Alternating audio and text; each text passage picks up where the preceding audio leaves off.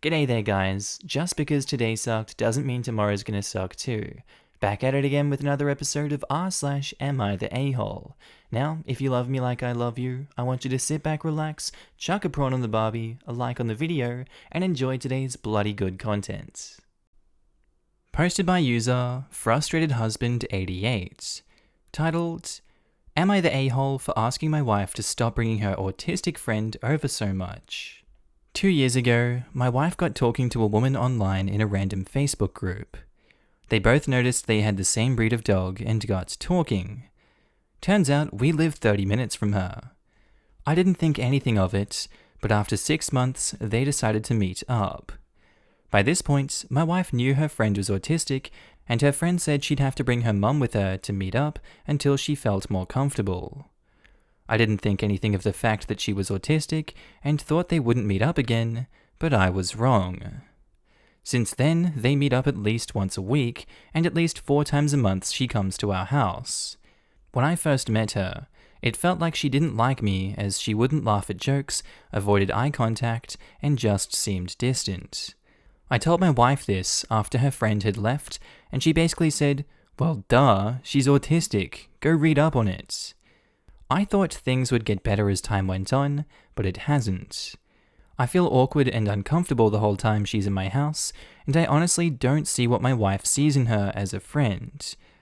When they go out together, everything has to be pre-planned days in advance. My wife calls ahead to restaurants to ask them if it's possible to turn the music down, and she takes days off work to take her friend to doctor's appointments. When I hear them laughing, it's usually at something that isn't even funny and just odd to laugh at. All I want is my house back. I work hard and want to come home and relax at the end of the day, but she's often here until 10 p.m. on the days that she's over, and even worse, she sleeps over occasionally. I've asked my wife for them to meet at her friend's house instead, but apparently her friend isn't comfortable with anyone but her mum in her home, yet she thinks it's perfectly acceptable to make herself at home in my home. My wife said she's getting sick of my complaining, and I should just go out for a bit, or to my parents' house on those days if it's such a big deal. He's just denying the realities of autism. I don't think he's ever, has he not ever met up and hung out with someone that has autism? That doesn't make any sense. You're being such a douchebag here, OP. That's so insensitive of you. Although I do give props to you for bringing those opinions and thoughts online and at least putting it into words and trying to find a solution to the problem, I can't particularly hate on you for that. It's good that you did reach out and give us your honest truth. Because you can only change when you bring those feelings to light and you're given a different opinion and you see what it's like on the other side. So yes, you're the a-hole in this situation, but it's good that it seems like you're here to take on change. You're the a-hole. It sounds like your wife has a perfectly normal friendship, and you're just annoyed at the minor inconveniences it causes you. Seriously, if it bothers him so much, he can just go into another room and leave them alone. But then he's the one having to compromise, and how is that fair? It's his house after all. Apparently his wife just lives there. OP says, I feel awkward and uncomfortable the whole time she's in my house. Welcome to how the neurodivergent feel the whole time they're in any building. And that part about her coming over 4 times a month, you mean the whopping 4 days a month max that she comes over? You're the a-hole, dude. Grow up. No kidding. I'm autistic, OP. You know what makes me feel awkward and uncomfortable? People who can't accept that I'm different and seem to find it offensive for some reason. Your wife has a good friend who she gets along well with. Your wife is also showing she's a compassionate and awesome friend in how she's willing to work with her friend to make sure she's comfortable. Also, have you never had a friendship where you just laugh at things that aren't funny just because you're having fun and enjoying the company? If not, that's a shame. It sounds like your wife and her friend get along great and have an awesome friendship. I'm not gonna lie, I'm a little jealous. Is it possible maybe you are too? This makes me sad being autistic. I love going to friends' houses because I'm not trying to be normal and can just relax. I have now opened my home to my boyfriend, most of my close friends, and my mum. There's a reason I have like 5 friends, because they just do not care that I'm weird. OP sounds like a complete drag who obviously doesn't understand friendship. Me and my bestie just yesterday were absolutely crying over an alien balloon gone wrong that really shouldn't have been funny enough to have me snorting my dinner out of my nose. I really hope OP comes around because I know I've felt when people are awkward around me, and it sure as hell gets me nervous. Here's the photo if you want to see it. Someone posted it. It's an epic meme. Thank you. Posted by user Barkley Sek. What the hell is that name? Titled, Am I the a-hole for forcing my girlfriend to get an abortion? I, 24 male, had been dating my girlfriend Amy, 24 female, for 2-ish years. We didn't live together, but were in the same complex. I lived with my old college roommate, and Amy lived with an old girlfriend of mine in high school. Good terms. I had plans on proposing in the near future, and got a ring from her roommate for sizing. Before I could propose, Amy told me she was pregnant. I was happy because we both wanted kids shortly after getting married anyways. I was in a good spot financially, and we both had good jobs. We had a deep talk about it, and she was planning to keep the child and being a family. I went engagement ring shopping the next day, and ordered the ring. 2 or 3 weeks later, she told me she got the abortion because she didn't feel ready and wanted to advance her career first. I was upset, but understood. I was mentally invested in our future family for a few weeks. We had talked about it during this time, but I feel like Amy flipped the switch on me when we could have talked more about her decision. I didn't show any hate towards her, but she could tell I was upset. Some time passed, and she asked me what was wrong, and I told her we could have been a happy family before I left that day. I knew that it was over then. We fizzled out in a few weeks, and I ended it. It really came down to her flipping from keeping the baby to getting the abortion without telling me. A few weeks after it ended, Amy showed up at my door upset at me, saying I forced her into an abortion. Her roommate, / my old girlfriend, had told her about my family's money when she told her about the abortion. In short, my family is wealthy, and I could just not work. I choose to live my life without their money for now. A kind of I want to be my own man thing, but I'm on good terms with them. Amy basically told me that she got the abortion because we weren't financially set. I didn't agree with that at all. Even without my family's money, I do very well for myself. I didn't live a cheap life and always paid for everything, including international vacations. She also knew my salary. I never told her about my family money because I saw how money affected my siblings' relationships before. I had planned to tell her after the proposal when we talked about wedding costs, and thinking it would be a you can have your dream wedding, not worry about money, do what makes you happy if that's working or being a stay-at-home mum. But Amy just went ahead with the abortion without telling me. If she'd told me she wanted the abortion because of financials, I would have told her right then.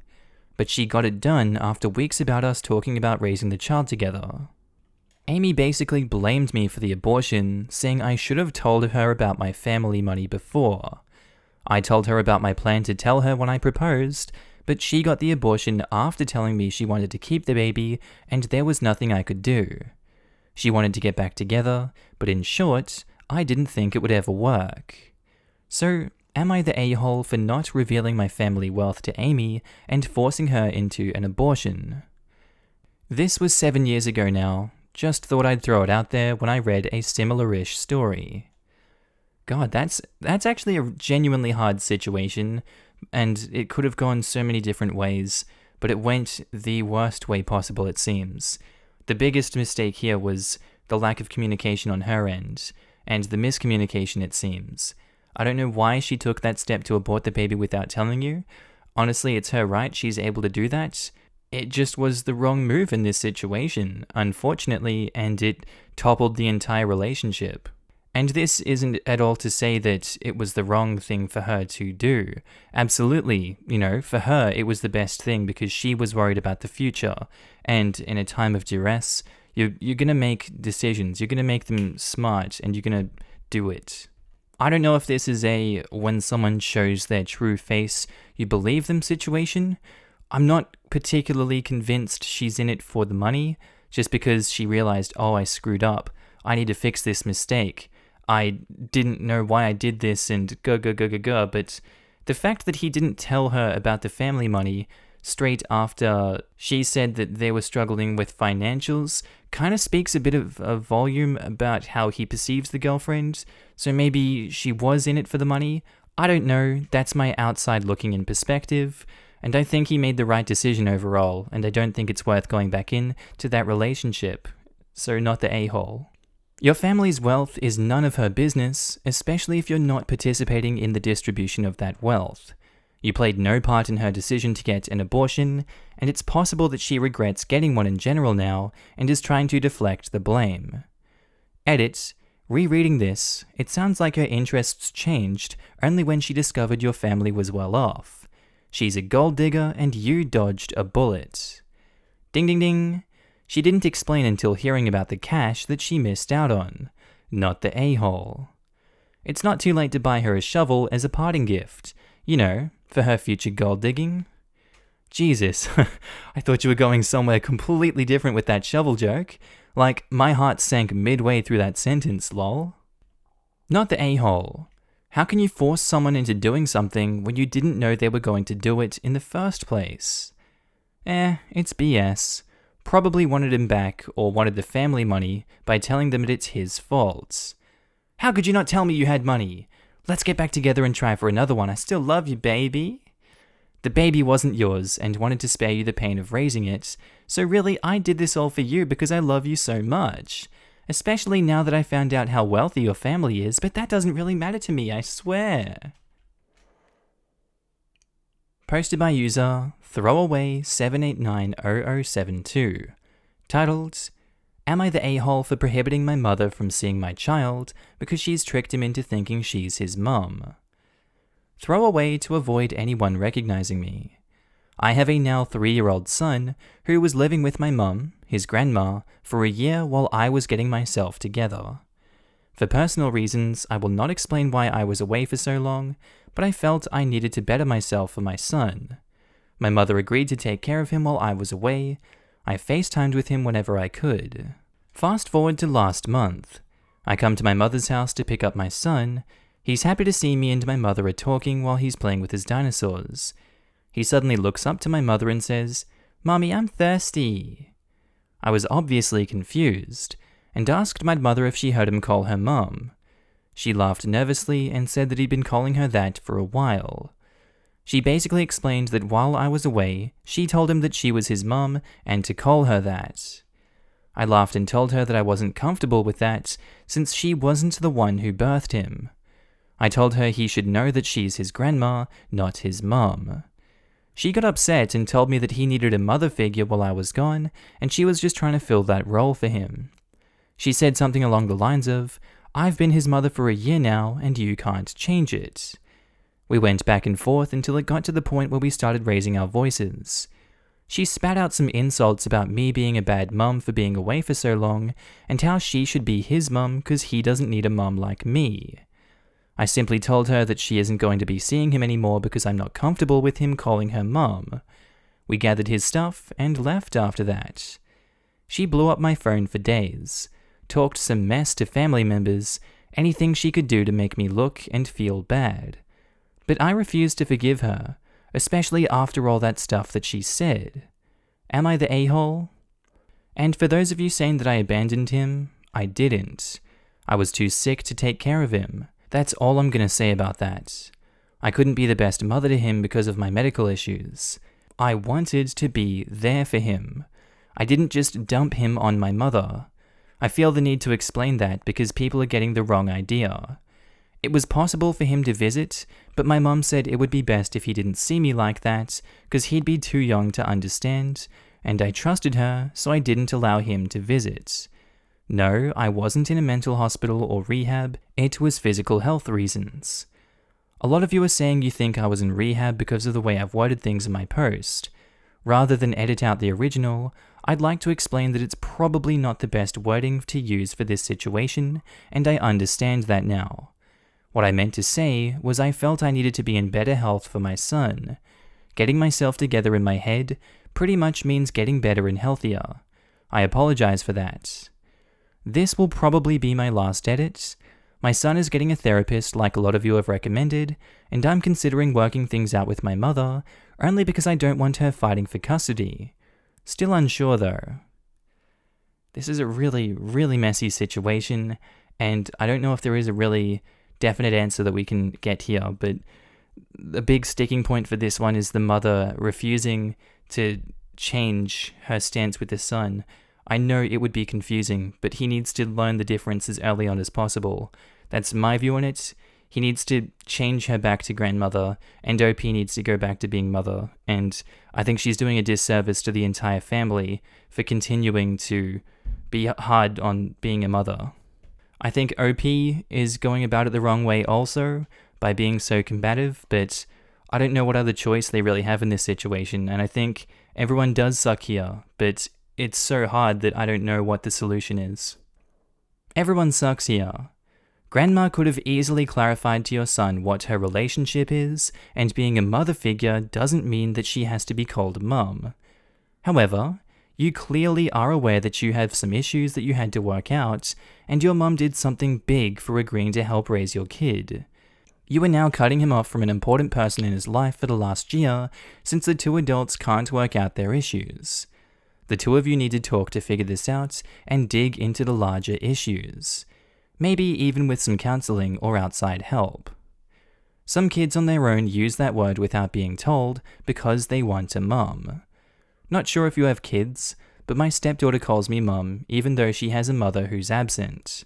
I am a mother to her, and she's my daughter. I would never tell her to do something she isn't comfortable with. I was actually thinking of including that, like when we all inevitably call a teacher mum at school.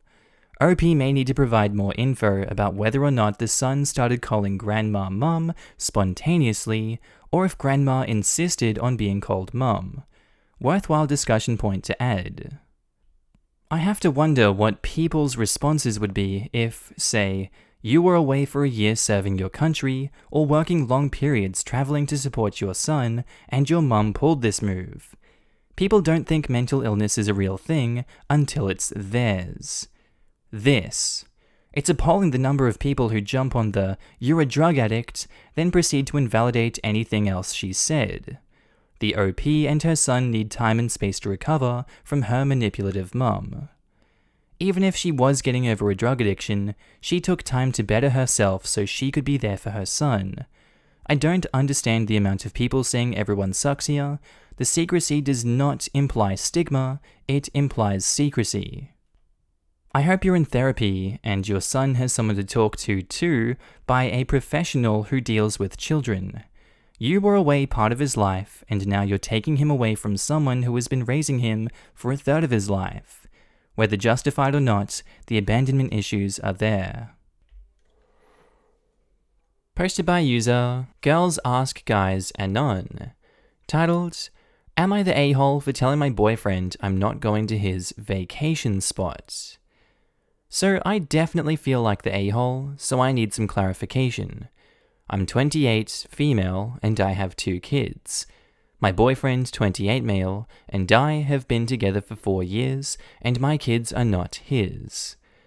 Throughout this relationship, I have been included in all of his family functions.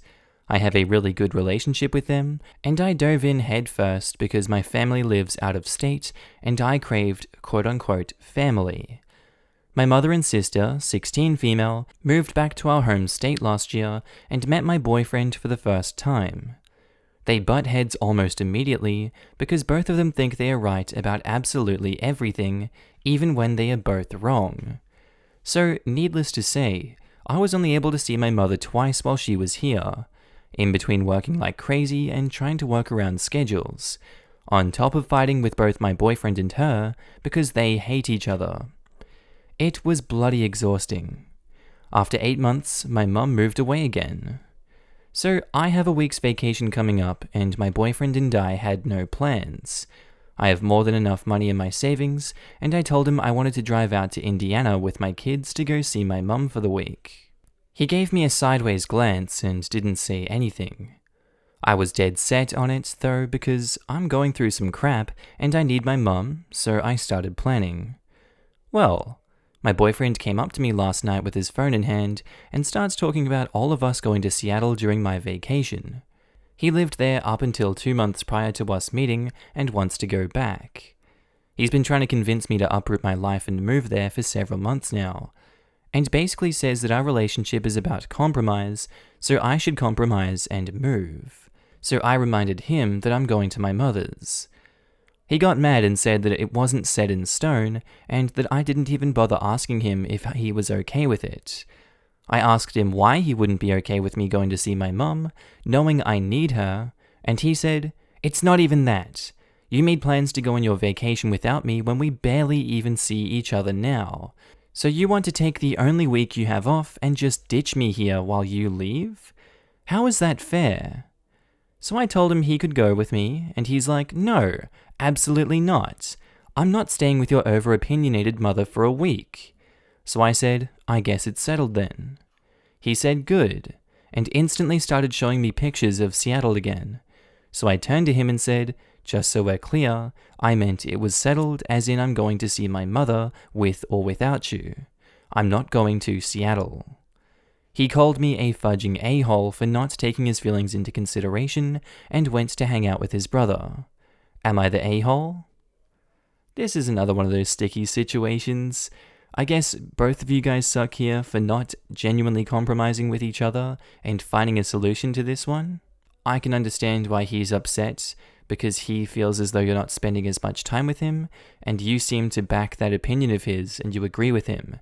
But instead of both of you guys coming to an agreement to spend more time together, you try to shoehorn two different situations that both of you don't want to do together. That's not healthy, that's not a good relationship dynamic, and I don't think that you guys are going about this the right way. Both of you are a-holes for being so stone-headed. Everyone sucks here. You didn't plan a vacation. You decided to use your only vacation time to see a family.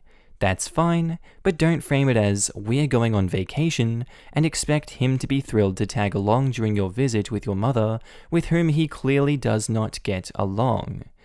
If you in fact were planning a vacation, he should have been included in the discussion.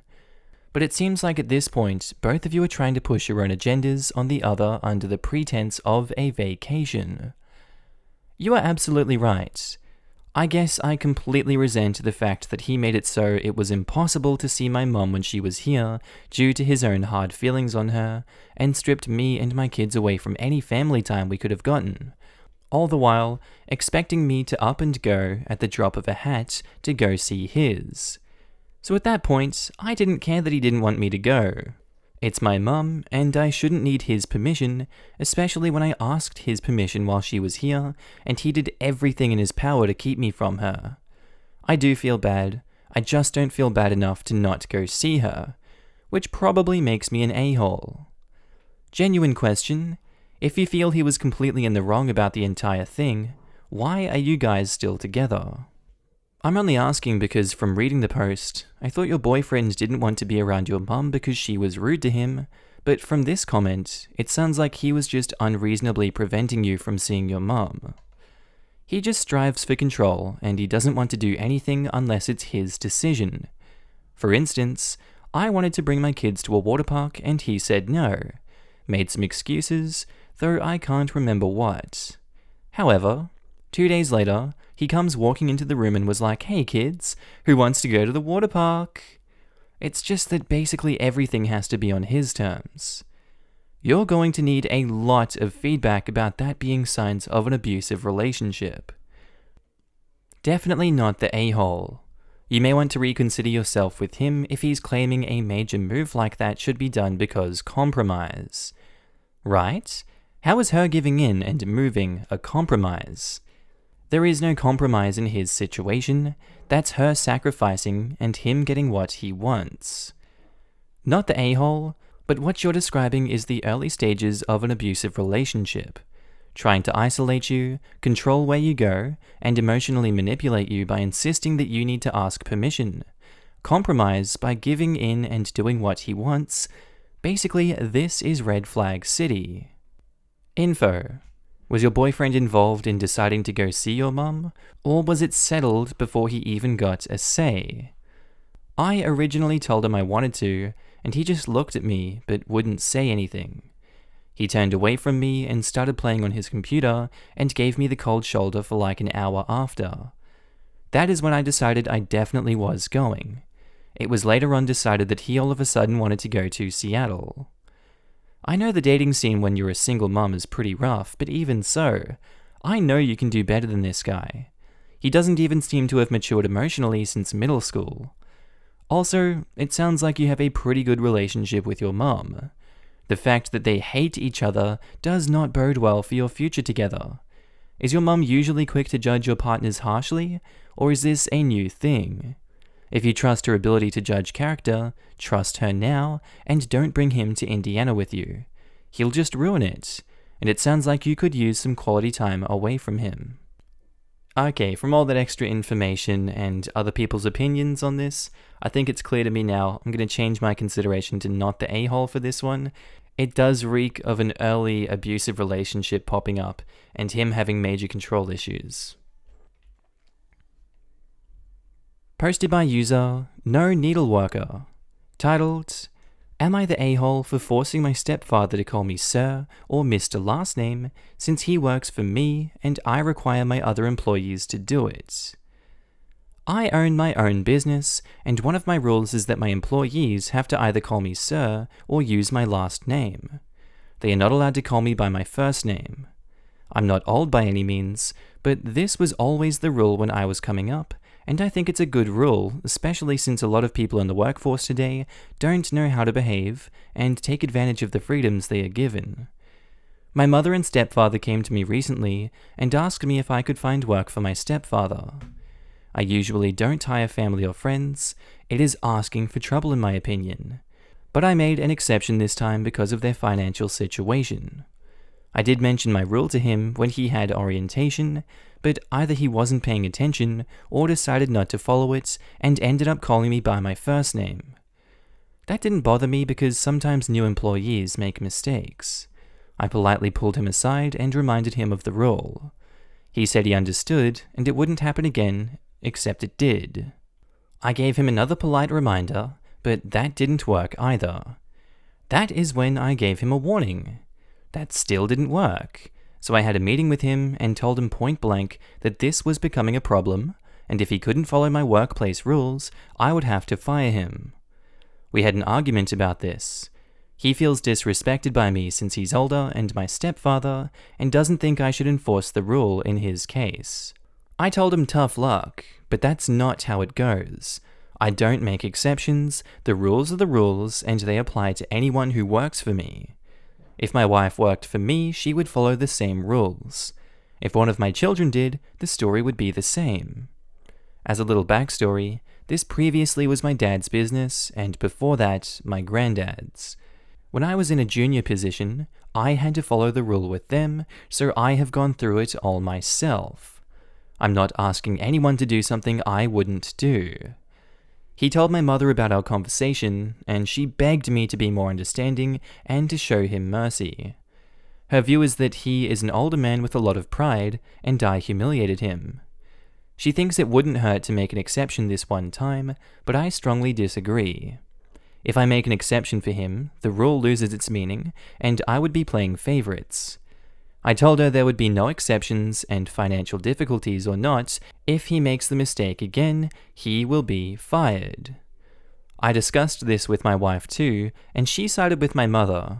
She thinks I'm being too much of an authoritarian, possibly to both my stepfather and my employees. But I disagree with her.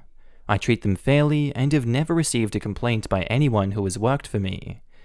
Everything I have done seems fair to me, but my family thinks I am the a-hole. Yeah, I'm just thinking the whole time, this is like Dwight from The Office. It's just like, you will refer to me as Mr. Schrute, me and the boys back on Shroot Farms, I always refer to my grandfather as Shroot Senior. And yeah, it's just some big old fantasy. I don't get why he wants to be so hard on it like that. He's using his position as leverage over his own family, which I guess, that family was lucky to be hired in the first place, because a lot of people wouldn't hire. But yeah, it's just reeks of entitlement and abuse of power, and I don't like what OP is doing. I think he's completely an a-hole for doing it, and really, he should just stamp out that behavior and stop. So, you're the a-hole.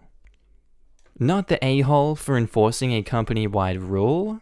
You're the a-hole for making people call you Sir or Mr. Dickbrain, or whatever. If a boss told me that's what the job took, I would keep calling them by their first name. Or if this was at an interview, I would laugh in your face and walk out. You do realize that this is peak arrogance. Like, I have no respect for you, just because you demand it. You suck. Wait, I'm seriously curious. Isn't it normal to call your boss by their last name? Where I'm from, no one would even think about calling their boss by their first name. I mean, sure, no employer ever told me to call them by their last name during an interview, but only because it's totally obvious anyway. I mean, if you greet potential employers at the beginning of the interview, are you using their first name? I'm confused. Not sure where you're from, but in Australia, we call our boss by their first name. We're all equals here. We just have different roles to play in the success of the business. Yep, that's the one. I'm also Australian, and yep, same. I'm considered formal in that I don't call my boss or his boss by their nicknames. It might come off as a little stilted, but as a mid-20s woman, calling men in their 50s and 60s by their nicknames seems weird. Otherwise though, we're a team. We have goals as a team, and my job is to achieve those goals, not stroke their egos. The nickname thing is something I struggle with too. I'm Aussie and 30, and get along with both of my bosses. On internal calls, they often use nicknames, and I'm only recently jumping on the bandwagon, but not often. Mostly because I struggle to call people by any name other than what they are introduced to me as. A lot of people at work call me either Loz or my full name. Still doesn't bother me in the slightest. Oh, name's Mama Loz. That's a sick name. You're the a-hole. Yikes. Just your first paragraph. Cringe. I bet they have all sorts of names for you. Yeah, I stopped reading after the first paragraph.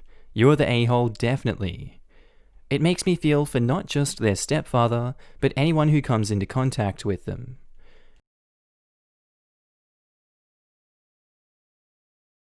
Alright guys, that's where I'm going to end today's video. I really do hope you enjoyed it, and maybe even learned something that you didn't know before. If you haven't already, please do feel free to click that like button, as it really does help me in the YouTube algorithm. And if you haven't already and you love today's video, please feel free to subscribe. I would love it a lot. Also, big shout out to all my Patreon members and channel subscribers. You guys are all up on the screen right now. I love you. I love your faces. Also, I love seeing you guys all chatting down below in the comments. It brightens my day to see the stories that you guys share and just the kind words you guys always have for my videos, as well as everyone else in the videos. I love you too. But honestly, your ongoing support means the world to me, and I just love it so much that you guys are able to support a career for myself that I invest so much time into. And you guys honestly motivate me to work harder each and every day to put more love into the videos for you guys. If you guys have watched this far in the video and you haven't already subscribed on Patreon or become a channel member, that's cool, you don't have to, but there are links down below. You can donate any amount of money, pledge that any month, cancel whenever. I'm completely cool with it. It's just there for you to support me if you'd like to go the extra mile. And I'll go the extra mile for you guys by putting out new amazing content every single day. With that said guys, I really hope you have a good day, night, sleep, bath, time at work, whatever you're up to today. This has been Markee. I'll see you in the next amazing video. Bye.